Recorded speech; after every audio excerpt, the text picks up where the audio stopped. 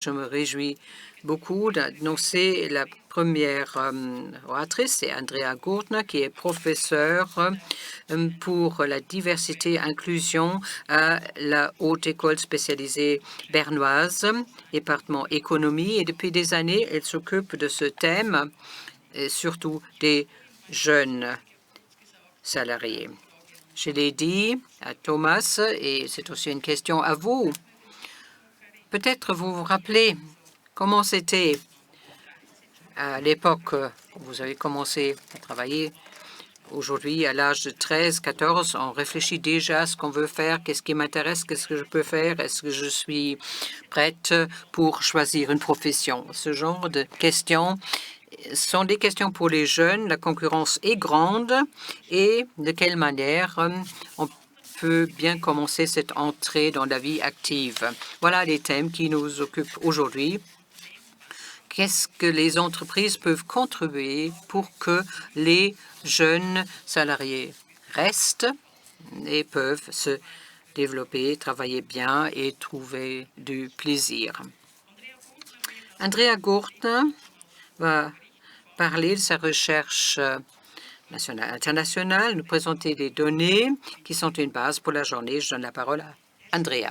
Oui, merci beaucoup pour cette invitation, cette introduction. Madame Vela,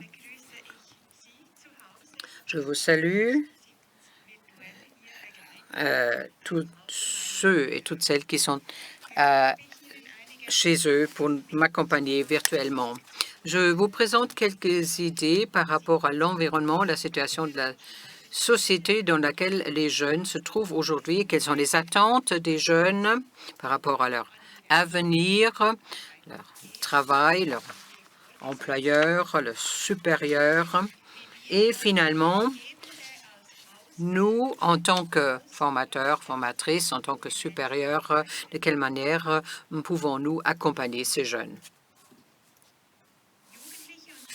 Les jeunes et les jeunes adultes, au moment de choisir leur profession et entrer dans la vie active, sont confrontés avec des choix importants.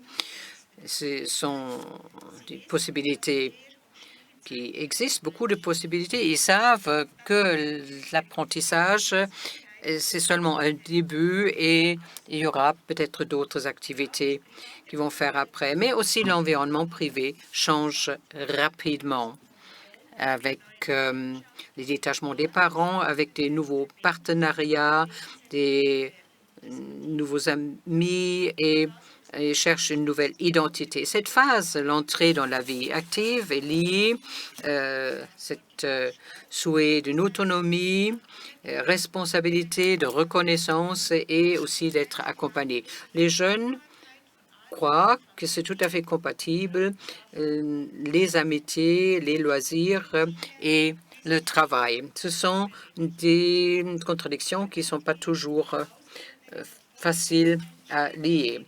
C'est pour cela que les supérieurs, les employeurs sont confrontés avec la tâche de créer un environnement qui permette un cadre aux jeunes pour pouvoir apprendre et se développer.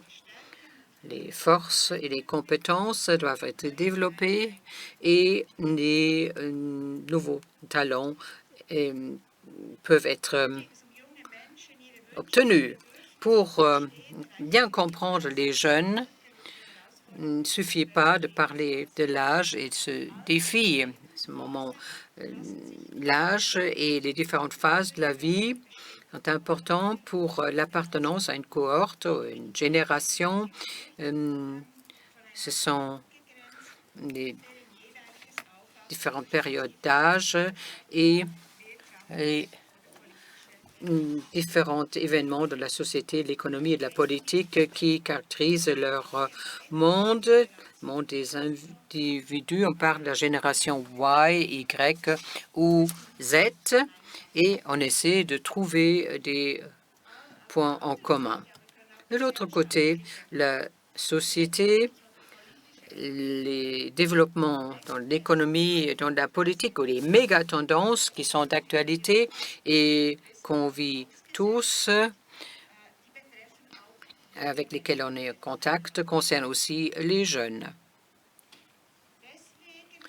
C'est pour cela, pour mieux comprendre ce que les jeunes occupent et préoccupent aujourd'hui, j'ai l'impression que la situation de notre société, de l'économie et de la politique sont très importants pour les jeunes et je montre ici le virus du COVID et aussi les conséquences économiques. Les méga-tendances, ici j'ai mis quelques mots-clés qui sont un modèle pour le changement dans le monde, qui nous aide à mieux comprendre les changements à l'heure actuelle pour les rendre tangibles et compréhensibles. Et je souhaite mentionner quelques-uns de ces méga-tendances. Gender shift, c'est-à-dire on change les rôles et il y a certains stéréotypes par rapport au genre qui changent, les changements démographiques sur lesquels on discute actuellement pour garantir la prévoyance vieillesse ou quand on dit que les main-d'œuvre spécialisés manquent ou les plus âgés prennent la retraite et les jeunes manquent. Question de la santé, qui est au centre de notre conférence avec la pandémie, c'est un sujet qui nous intéresse particulièrement. Avec la pandémie, il y a aussi la question de l'individualisation qui est réapparue, c'est-à-dire la question de savoir combien de responsabilités peut-on prendre en tant qu'individu pour la société et concrètement aussi pour la santé de mes prochains en respectant certaines règles. Le réseautage, la mobilité, la mondialisation, voilà des thèmes qui nous occupent déjà depuis un certain temps. La sécurité, les questions par rapport à la sécurité sont devenues actuelles de nouveau. La sécurité aussi au niveau numérique. La crise du climat qui pose des questions par rapport à la durabilité écologique, mais également ce mouvement pour plus de durabilité dans l'environnement et pour les entreprises et pour les employeurs. Il faut tenir compte de ces trois facteurs de la durabilité. New Work. Je viens de l'institut qui s'appelle New Work.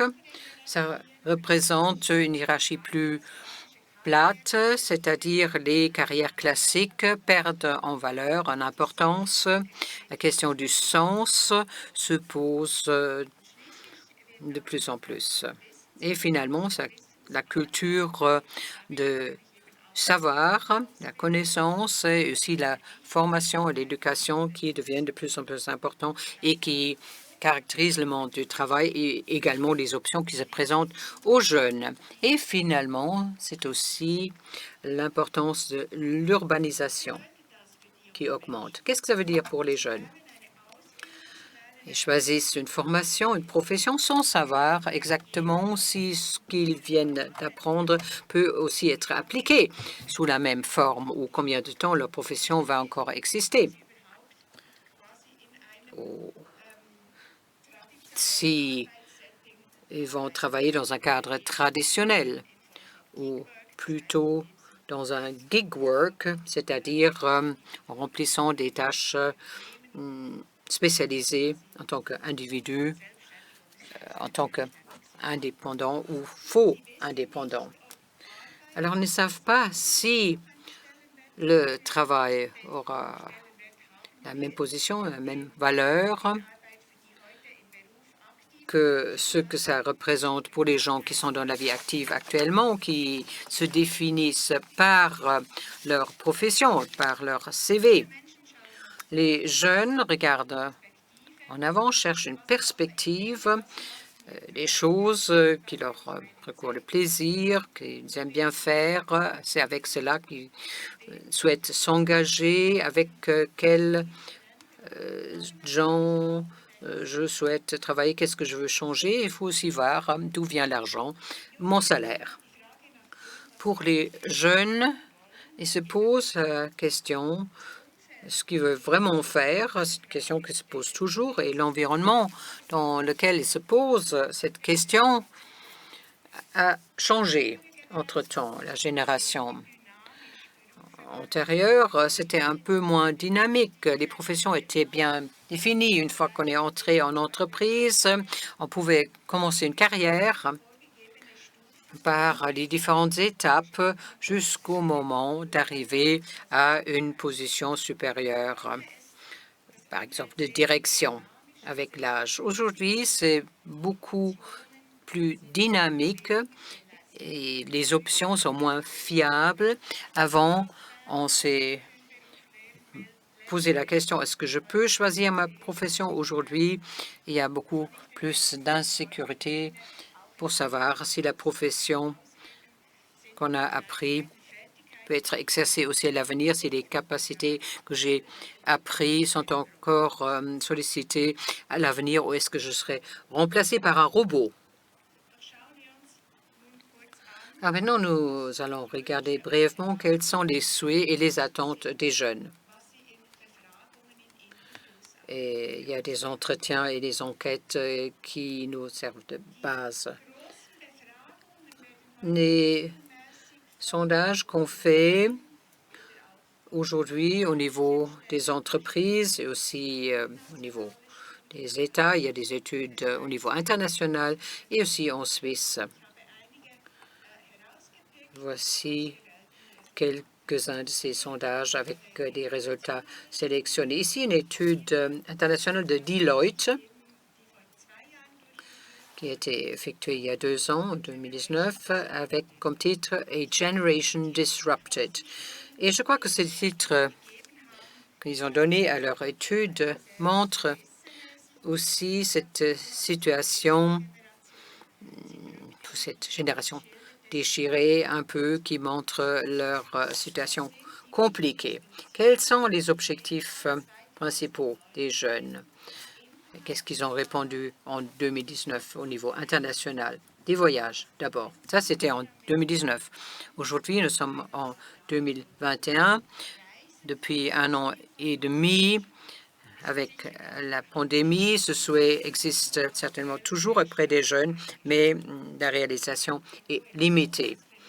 Un bon salaire, accumuler une fortune, ça c'est en 2e position. Et là, on pense à l'environnement international. Dans d'autres enquêtes en Suisse, par exemple, c'est aussi important, mais pas forcément dominant. D'avoir une maison, un logement, ça c'est en 3e position. Et là aussi, on peut lire dans les médias que c'est de plus en plus difficile d'avoir un logement ou une maison à soi parce que les intérêts sont bas et les prix augmentent, en train d'exploser. Voilà des thèmes qui intéressent les jeunes, mais il va aussi la difficulté dans la réalisation dans leur environnement. L'engagement pour la société est également un objectif important. Et les thèmes que j'ai mentionnés tout à l'heure, c'est un des domaines où on cherche un certain sens par cet engagement au-delà de la famille, la vie privée et la profession, et aussi les enfants et une famille. Les soucis les plus grands, c'est le changement climatique, la protection de l'environnement, les inégalités dans les revenus, la répartition de la fortune, le chômage, dans le contexte international plus élevé qu'en Suisse, bien sûr, la corruption, le terrorisme, les crimes et aussi l'égalité des chances qui manque souvent, discrimination. Quelles sont les tâches des entreprises? Donc, les entreprises ont beaucoup d'importance pour créer un monde meilleur. L'étude suivante vient de la Suisse. Là, on a demandé aux recrues. C'était complété par un panel de jeunes filles. Et les amis, les loisirs, la famille, très important, mais presque en même position, le travail et la profession. Et après, le logement, la qualité du logement, la formation, toujours les mêmes thèmes qui apparaissent. Une autre étude qu'on fait tous les 2-3 ans, c'est le baromètre pour la jeunesse, CS. Voilà la dernière étude en comparant 4 pays. La Suisse est en bleu foncé et là, on voit qu'à partir de 2015, l'engagement pour l'environnement augmente. C'est un thème qui devient de plus en plus important et aussi l'engagement pour l'égalité entre hommes et femmes, des thèmes qui sont d'actualité dans l'environnement des jeunes.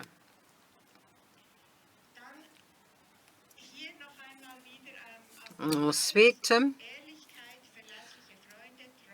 l'honnêteté, les amis, fidélité, l'équilibre entre les loisirs et la profession sont des thèmes qui réapparaissent, c'est-à-dire les valeurs sociales et éthiques qui sont très importantes pour les jeunes, mais aussi une profession qui les intéresse. En 5e position, ils attendent au travail un bon patron, quelqu'un qui est généreux et tolérant par rapport aux employés.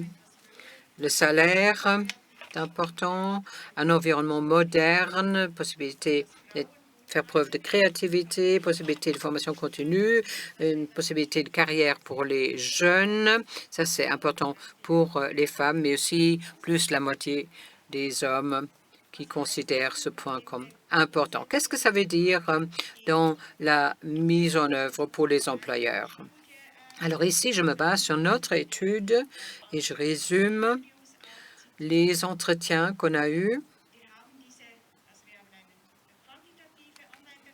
Nous avons fait cette enquête en ligne avec plus de 500 salariés des différents groupes d'âge et plus de 100 entretiens qu'on avait avec les employés. Le premier point que je souhaite souligner est l'importance de la confiance et la sécurité. L'appréciation, l'estimation, la tolérance, l'inclusion et aussi les mêmes chances de carrière pour les hommes et pour les femmes, comme on a vu dans les autres études. Voilà des valeurs très importantes qu'on mentionne souvent. Un autre point qui était mentionné souvent dans les entretiens, c'est que ce n'est pas seulement la loyauté qu'on attend des jeunes, mais on attend la même chose des employeurs, au sens qu'on leur offre plusieurs options pour pouvoir se développer avec le temps.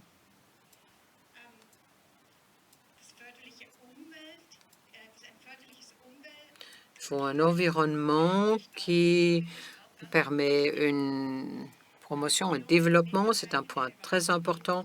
Les jeunes employés dans leur développement aiment le soutien, veulent aussi avoir une marge de manœuvre pour essayer certaines choses et ils souhaitent prendre les responsabilités pour trouver un sens avec un contenu qui leur permet de se développer. Et à ce moment-là, ils sont d'accord pour s'engager et faire un effort supplémentaire. Qu'est-ce que ça veut dire pour les supérieurs? Ce souhait des jeunes d'être perçus en tant qu'individus, d'être compris et promus était un thème très important dans les entretiens pour les supérieurs. Ça veut dire de donner l'exemple. Il faut être calculable dans leur comportement et aussi permettre une relation personnelle pour être perçu en tant qu'interlocuteur et pas seulement pour l'évaluation annuelle. Il faut leur permettre une clarté, une sécurité pour permettre une orientation aux jeunes. Et un dernier point qui crée souvent des malentendus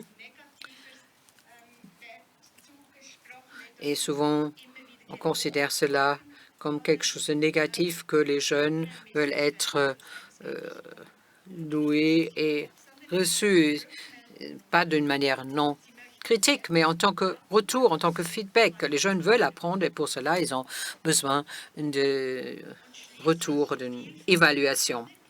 Et finalement, reconnaître la diversité.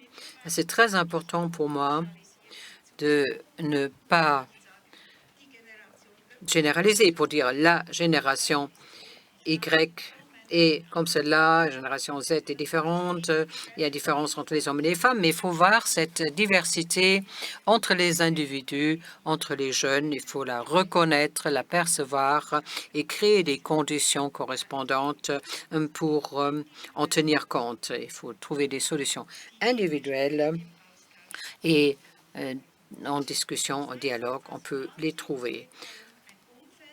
Donc, la conclusion, il faut créer un environnement dans lequel les collaborateurs, collaboratrices et les apprentis peuvent développer leurs compétences. Il faut créer des structures, une culture qui n'est pas seulement un cadre, mais qui est suffisamment souple, flexible, pour s'adapter aux besoins des apprentis, des collaborateurs qui changent, et aussi l'environnement qui change. Et finalement, il faut créer des formes qui permettent la perception de ces besoins individuels des apprentis et les développer ensemble. Voilà. Je vous remercie de votre attention et je me réjouis de discuter avec vous tout à l'heure.